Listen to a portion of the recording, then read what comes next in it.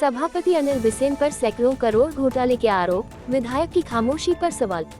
देवरी में भ्रष्टाचार की गूंज, आरटीआई दस्तावेजों ने उड़ाए होश। देवरी पंचायत समिति के सभापति अनिल बिसेन पर हाल ही में सैकड़ों करोड़ रुपए के बड़े भ्रष्टाचार के गंभीर आरोप लगाए गए हैं। यह आरोप आरटीआई के माध्यम से एडवोकेट भूषण मस्करे द्वारा किए गए खुलासे पर आधारित है, जिनमें कई योजनाओं में भारी अनियमितताओं, संदिग्ध खर्चों और कागजी कामों में बड़े घोटाले का दावा किया गया है।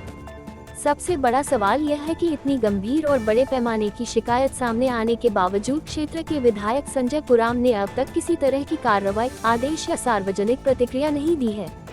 स्थानीय लोगों के अनुसार विधायक और सभापति एक ही राजनीतिक पक्ष के होने के कारण ये चुप्पी और ज्यादा संदिग्ध लग रही है।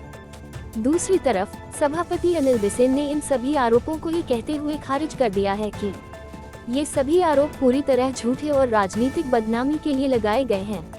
लेकिन आरटीआई दस्तावेजों का दावा कुछ और ही कहानी बता रहा है।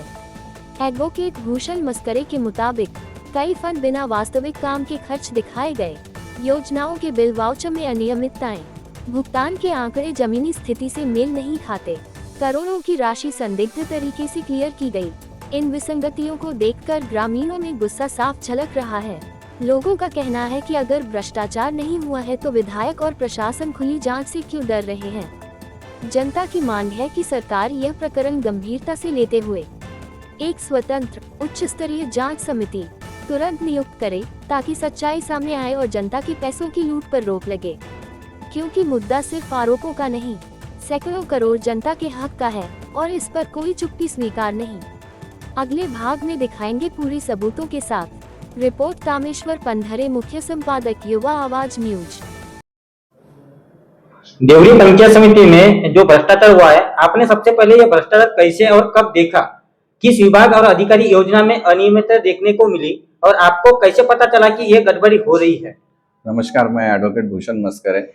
गोंदिया जिले में देवरी पंचायत समिति के अंतर्गत आने वाले कुल 55 ग्राम पंचायतों में आर्थिक वर्ष 2020-21 से लेकर निरंतर आर्थिक वर्ष 2025-26 तक के मनरेगा के कामों में अनियमितता और भ्रष्टाचार है, इसकी चर्चा जो है ये परिसर में बहुत जोरों से थी। लेकिन इसके विषय में कोई भी व्यक्ति जो है कोई कदम नहीं उठा रहा था और इसके विषय में मालूमात होने के बाद में मैंने पंचायत समिति और संबंधित सभी ग्राम पंचायतों में माहिती के अधिकार के अंतर्गत एप्लीकेशन लगा करके कुछ जानकारी प्राप्त की, जिसके आधार पर मुझे मालूम हुआ कि ये मनरेगा का बहुत बड़ा भ्रष्टाचार पंचायत समिति देवरी के अंतर्गत अधिकारियों के नाक के नीचे चल रहा है। क्या आपके पास इस मामले से जुड़े दस्तावेज, बिल रिकॉर्ड वो अन्य प्रमाण मौजूद है? क्या आपने इस दस्तावेज की किस सरकारी अधिकारी या संस्था को जानकारी दी थी? क्या इस भ्रष्टाचार के संबंध में किसी ऑडिट, निरीक्षण, आरटीआई जॉब या रिपोर्ट मौजूद है आपके पास? जैसे कि मैंने आपको बताया कि मेरे पास जो है आरटीआई में लगाई हुई एप्लीकेशन के आधार पर काफ़ी सारी जानकारियां प्राप्त हुई। उसके अलावा मनरेगा की साइट के ऊपर में ऑनलाइन जो है शासन द्वारा जो जानकारी अपलोड की जाती है, जो कि सभी के लिए उपलब्ध होती है, वो उस द्वारा मेरे को ये पता चला कि मनरेगा के अंतर्गत कितना प्रमाण में भ्रष्टाचार है। और उसके बाद मैंने क्रमशः जिले के कलेक्टर आदरणीय प्रजीत नायर, जिले के जिला परिषद के मुख्य अधिकारी माननीय मुरुगनाथन साहब, उसी तरह मनरेगा आयुक्त भारत बस्तवाड़ साहब, उसी तरह विभागीय आयुक्त, ऐसे क्रमशः मैंने सबको लेखी स्वरूप में जो है वो तकरार किया। तकरार करने के अलावा मैंने इस प्रदेश के मुख्यमंत्री माननीय देवेंद्र जी फडणवीस तथा महाराष्ट्र के मनरेगा के मंत्री आदरणीय भरत गोगावले साहब को भी लेखी स्वरूप में तकरार किया, जिनको मैंने रजिस्टर्ड पोर्ट से भेजा, जो कि उनको प्राप्त हुआ। भ्रष्टाचार में किन किन लोगों का नाम या भूमिका सामने आती है? क्या आपको उन लोगों से किस प्रकार का दबाव या धमकी मिली है? क्या इस मामले की शिकायत पहले भी कही गई थी? अगर हाँ, तो कई कार्रवाई हुई है क्या?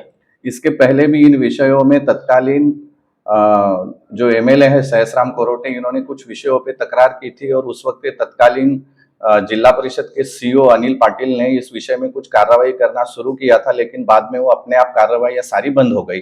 रहा सवाल मुझे इस विषय में धमकी प्राप्त होने का, तो मैं किसी भी धमकी से डरता नहीं हूं। और रहा तीसरा सवाल कि जो दस्तावेज मेरे पास है, मैंने उसके आधार पर सरकार को इसकी कंप्लेंट की और अपेक्षित है कि मेरे किए गए तकरार के आधार पर इन पर कठोर कार्रवाई होगी। इस खुलासे को करने में आपको किन चुनौतियों का सामना करना पड़ा? क्या आपके परिवार या नौकरी पर कोई असर पड़ रहा है? आपको इस मामले का उजागर करने की प्रेरणा कहाँ से मिली? मैं पेशे से अधिवक्ता हूं और मेरा समय ज्यादातर मेरे काम में ही जाता है, लेकिन मैं अपने व्यस्ततम समय से समय निकालकर इस विषय पर काम कर रहा हूं और उम्मीद है कि जिन अधिकारियों को मैंने इसकी कंप्लेंट की है वो इस पर कार्रवाई करेंगे। आप आम नागरिकों से क्या अपील करना चाहेंगे? सरकार प्रशासन से आपकी क्या मांग है? भविष्य में भ्रष्टाचार रोकने के लिए क्या सुधार जरूरी है? मेरी लोगों से यही मांग है कि देवरी पंचायत समिति के अंतर्गत आने वाले कुल 55 ग्राम पंचायतों में जो भ्रष्टाचार हुआ है वो सामान्य लोगों से जुड़ा हुआ है।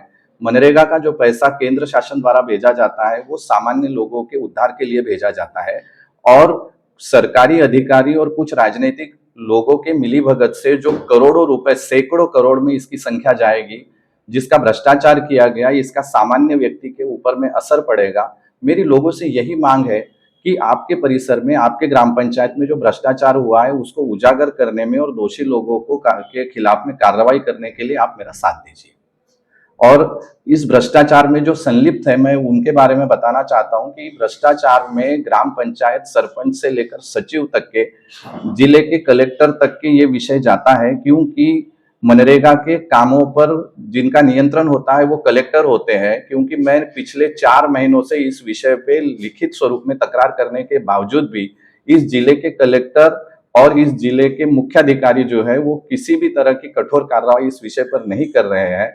इसके अलावा कहीं न कहीं राजनीतिक व्यक्तियों का भी इसमें समावेश है, क्योंकि पंचायत समिति देवरी के अंतर्गत आने वाले कुल ग्राम पंचायतों में जो मटेरियल सप्लाई का जो टेंडर है वो एक राजनीतिक पदस्थ पंचायत समिति के व्यक्ति के नाम से दिया गया है और उसके जीएसटी के बिल, उसके कार्यारंभ के आदेश, साहित्य पुरौठा का आदेश जो है वो राजनीतिक व्यक्ति के नाम से है।